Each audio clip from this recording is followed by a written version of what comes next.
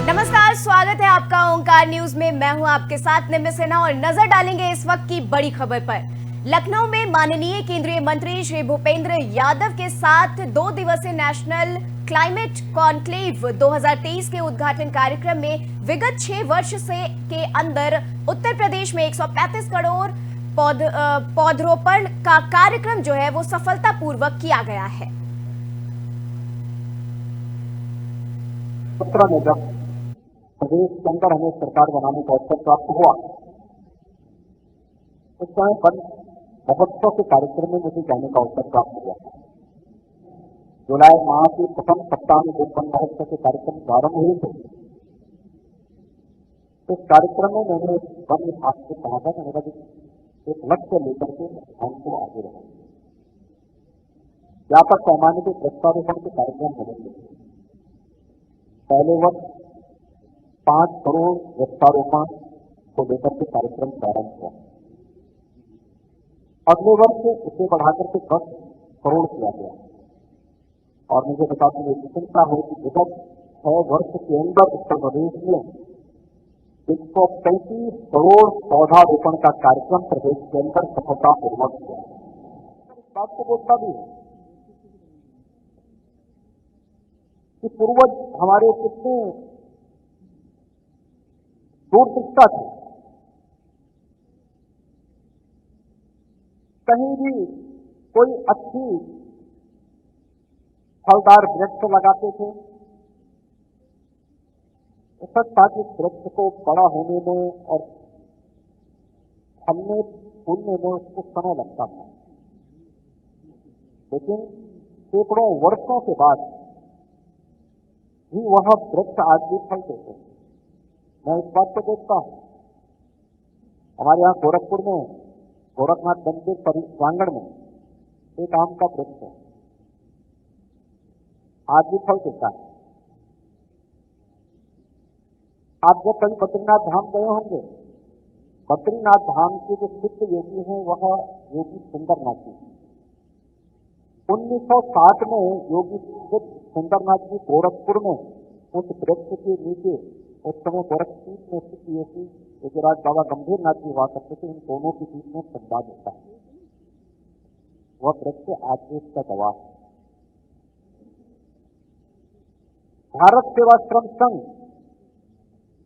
भारत के अंदर अध्यात्म और क्रांति का एक ऐसा पवित्र संगठन। प्रधानमंत्री जी ने जल संरक्षण के लिए जो अनेक अभियान देश के अंदर प्रारंभ किए, आजादी के अमृत महोत्सव कार्यक्रम में हर ग्राम पंचायत को और हर जनपद को प्रदेश के अंदर 75 तालाब बनाने का एक लक्ष्य रखा गया था, अमृत सरोवर बनाने का लक्ष्य रखा गया था। मुझे प्रसन्नता है कि उत्तर प्रदेश में अमृत सरोवर, चाहे वह ग्रामीण क्षेत्र हो या शहरी क्षेत्र, 8000 से अधिक अमृत सरोवर उत्तर प्रदेश के अंदर आजादी के अमृत महोत्सव वर्ष के अवसर पर उपलब्ध बनाने के कार्य संपन्न हुए हैं और लोगों ने बड़े उत्साह के साथ इन कार्यक्रमों में भागीदारी। बढ़ते हैं अगली खबर की तरफ। सचिन पायलट के अनशन पर असदुद्दीन ओवैसी ने बयान दिया है। उन्होंने कहा है कि कांग्रेस हो या बीजेपी, दोनों एक ही सिक्के के 2 रुख हैं। दोनों ने भ्रष्टाचार को बढ़ावा दिया है। की सरकार हो या बीजेपी की सरकार हो, एक सिक्के के 2 रुख हैं। दोनों ने करप्शन को बढ़ावा दिया था और इसीलिए आज आप देख रहे हैं कि एक x deputy chief minister Congress का अपने ही सरकार के खिलाफ प्रोटेस्ट करने जा रहा है। तो इससे क्या मैसेज जाता है? इससे मैसेज ये जाता है कि कांग्रेस पार्टी हो या बीजेपी हो, करप्शन पर वो सीरियस नहीं है। और कांग्रेस पार्टी में हम शुरू से कह रहे हैं कि वो बजाय राजस्थान की जनता को अच्छा गवर्नेंस दे, वो गवर्नेंस देने के बजाय ये सब चीजें हो रही हैं उन लोगों में, और इससे राजस्थान की जनता बेजार है इन लोगों से, कांग्रेस सरकार से। आप इस कदम को कैसे देखते हैं? आप सपोर्ट करते हैं सचिन पायलट की? मैं कौन होता हूं उनको सपोर्ट करने वाला? वो अपनी पार्टी के डिप्टी चीफ मिनिस्टर रहे हैं, वो अभी भी मुख्यमंत्री बनने का ख्वाब देख रहे हैं, वो अपने ख्वाबों को पूरा करना चाह रहे हैं। बजाय उसके कि वो राजस्थान की जनता के ख्वाबों को दोनों मिलकर पूरा करते हैं। मगर एक बात साबित हो गई कि राजस्थान में बीजेपी हो या कांग्रेस हो, एक सिक्के के दो रुख हैं और करप्शन पर सब कॉम्प्रोमाइज।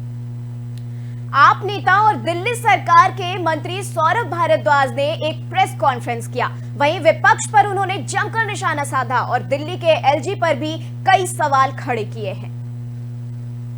एक तो कुछ बस डिपो बन रहे हैं, हमारे नरेला में 10 एकड़ का बस डिपो बन रहा है। वहां एलजी साहब जाके रेबन वेबन काट सकते हैं।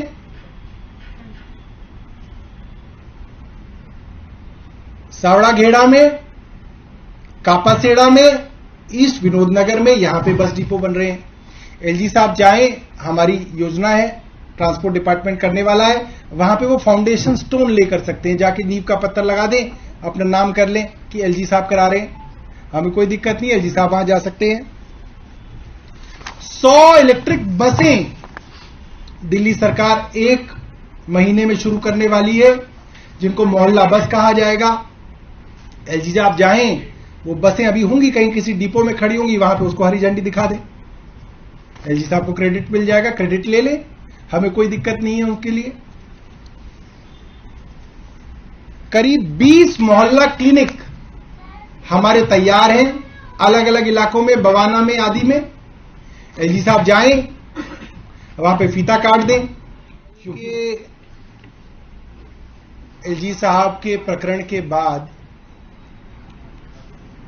हमें महसूस हुआ कि एलजी साहब को दिल्ली सरकार क्या क्या काम कर रही है। दिल्ली के चुने हुए मुख्यमंत्री अरविंद केजरीवाल जी किस किस आइडिया पे काम कर रहे हैं, किस किस विजन पे काम कर रहे हैं, किस किस टेक्नोलॉजिकल सॉल्यूशंस पे काम कर रहे हैं, इसको पता करने में खासी मुशक्कत करनी पड़ती है। अलग अलग विभागों के छोटे छोटे अफसरों को बुला के उनसे पूछा जाता है कि बताइए अरविंद केजरीवाल आजकल क्या काम कर रहे हैं, कहां पे कोई नई चीज होने वाली है। और फिर एलजी साहब का प्रोग्राम बनाया जाता है कि एलजी साहब उस जगह पहुंच जाएं और वहां पे मीडिया के लोगों के साथ फोटो वोटो खिंचा के कहें देखिए ये काम मैं करा रहा हूं। उससे क्या है, दिल्ली सरकार का नुकसान हो रहा है। एक काम दिल्ली सरकार कर रही थी, एक काम तय समय पे खत्म होना था। एलजी साहब ने कल जहां गए सप्लीमेंट्री ड्रेन पे इतना दबाव बनाया अफसरों के ऊपर कि एलजी साहब आ रहे हैं, एलजी साहब आ रहे हैं, कहीं सौरभ भारद्वाज पहले ना आ जाए। एलजी साहब आतिशी जी ने डिग्री दिखाई और उसके बाद एलजी साहब ने तो यही कह दिया कि डिग्री क्या होता है, ये तो पैसे खर्च करने की रसीद होती है। तो एलजी साहब तो पहली डिग्री पे ही मान गए कि डिग्री विग्री की कोई जो है आवश्यकता नहीं है। मोटे तौर पे उन्होंने मान लिया कि प्रधानमंत्री जी के पास अगर डिग्री नहीं भी है तो भी इससे कोई फर्क नहीं पड़ता, तो ये तो उन्होंने माना। मगर मुझे ये नहीं पता कि ये पैसे खर्च करके डिग्री कहां पे मिलती है, ये एलजी साहब बताएंगे हमें। क्योंकि हम तो ये मानते थे कि एग्जाम देने पे डिग्री मिलती है, और अगर पैसे खर्च करने पे डिग्री मिलती है तो वही तो पूरा का पूरा विवाद है कि कहां पे पैसा खर्च करके किस मंत्री, मुख्यमंत्री और प्रधानमंत्री ने जो है इस डिग्री का जुगाड़ किया था। और इसीलिए तो नहीं कि यूनिवर्सिटियां घबरा रही हैं कि इस डिग्री की डिटेल कहां से बताएं, क्योंकि पैसे खर्च करके वो डिग्री उपलब्ध कराई गई। वहीं आम आदमी पार्टी के नेता गोपाल राय ने भी केंद्र सरकार पर जमकर निशाना साधा है और इस दौरान आतिशी के साथ साथ कई आप नेता भी मौजूद रहे। शिक्षा मंत्री जिन्होंने न सिर्फ दिल्ली के अंदर, पूरे देश के अंदर, बल्कि पूरे दुनिया के अंदर शिक्षा के एक नए मॉडल को, नए कीर्तिमान को स्थापित किया। स्वास्थ्य के क्षेत्र में जिस तरह से मोहल्ला क्लिनिक का मॉडल दिल्ली के स्वास्थ्य मंत्री सत्येंद्र जैन जी ने दिया, जिसकी चर्चा चारों तरफ हो रही है, आज ये दोनों मंत्री गिरफ्तार करके जेल के अंदर डाले जा चुके हैं। मनीष सिसोदिया जी की गिरफ्तारी के बाद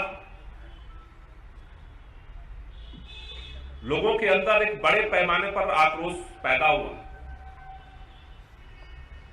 बहुत सारे लोगों के मन में सवाल पैदा हुए कि आखिर तमाम वो लोग जिनके खिलाफ करोड़ों करोड़ लोगों रुपए के गमन का, करोड़ों करोड़ों रुपए के भ्रष्टाचार का, करोड़ों करोड़ों रुपए के फर्जीवाड़े का आरोप है, उनके खिलाफ एक नोटिस तक नहीं जारी होती है। चलिए बढ़ते हैं अगली खबर की तरफ। शिवसेना उद्धव गुट के नेता संजय राउत का एक बड़ा बयान सामने आया है। उन्होंने कहा है कि अजीत पवार को ईवीएम पर भरोसा है, लेकिन देश को नहीं, केवल बीजेपी समर्थकों को है। पवार साहब, माननीय शरद पवार साहब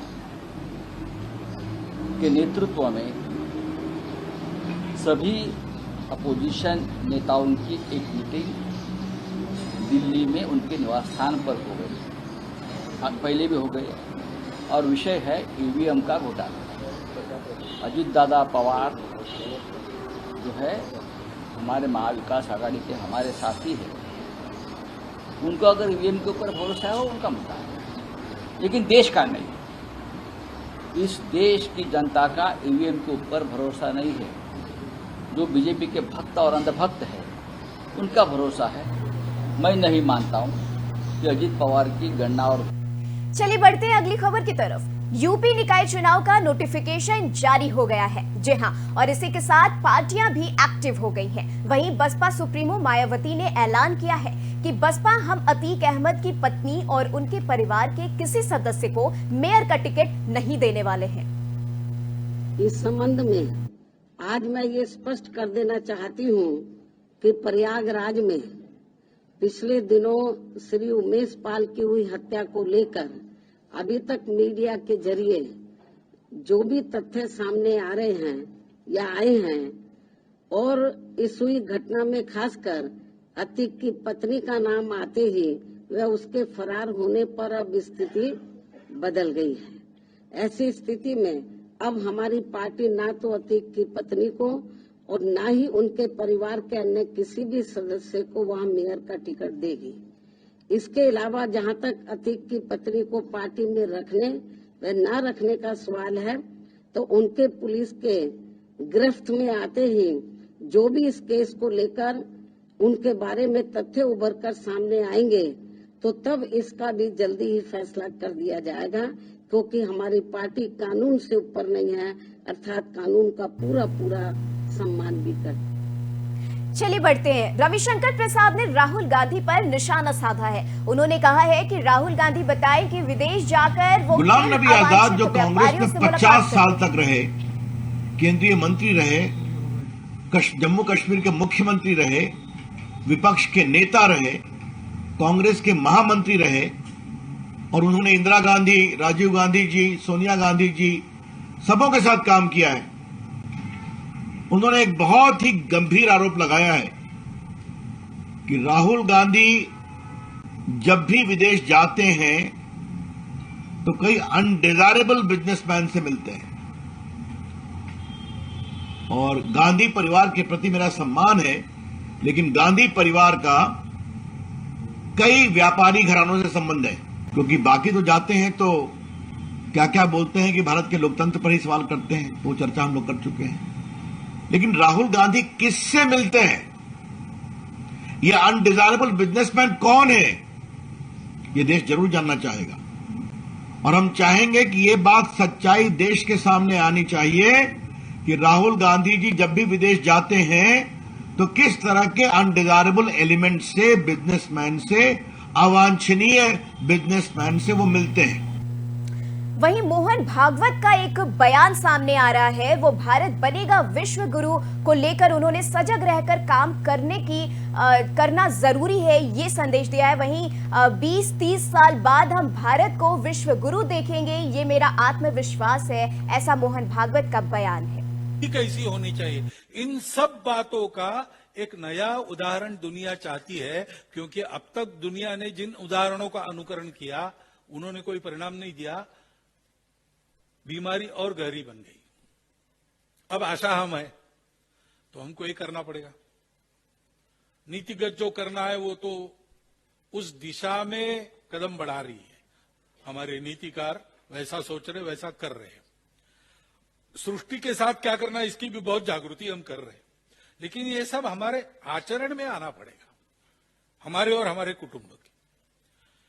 ये एक जीवन का आयाम नया जुड़ गया, जीवन जीना, संघर्ष, जागरण के, उसके लिए जागरण के लिए सक्रियता, उस जागरण में जीवन का भी जागरण, प्रत्यक्ष जीवन व्यवहार, और साथ साथ जो बौद्धिक लड़ाई उस समय शुरू हुई वो आज भी, क्योंकि अब तर्क से तो हमको नहीं जीतेंगे, वैचारिक दृष्टि से आमने सामने तर्क देकर अब हमारा पराजय कोई नहीं कर सकता।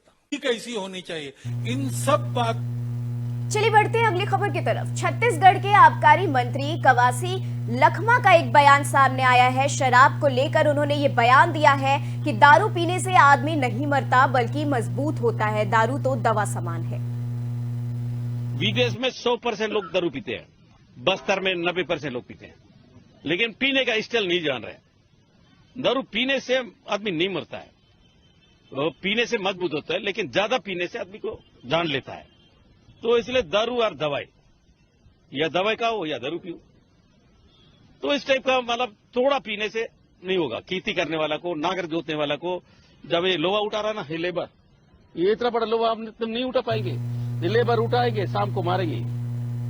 चलिए बढ़ते हैं अगली खबर की तरफ। कोरोना के बढ़ते मामलों को देख केंद्र सरकार समेत राज्य सरकार सतर्क हो गई है। तेजी से रफ्तार पकड़ रहे मामलों के बीच अस्पताल में तैयारियों का जायजा लेने के लिए आज और कल देशव्यापी मॉक ड्रिल होगा। वहीं इसमें सरकारी और निजी दोनों प्रकार के स्वास्थ्य केंद्रों के भाग लेने की संभावना है। बता दें आपको कि आज केंद्रीय स्वास्थ्य मंत्री मनसुख मांडविया झज्जर एम्स का जायजा लिया और केंद्रीय स्वास्थ्य मंत्री मांडविया ने अस्पतालों में पूरे इंफ्रास्ट्रक्चर को तैनात रहने और हॉटस्पॉट की पहचान करने की जरूर स्वास्थ्य मंत्री मनसुख मांडविया पर जोर दिया गया है।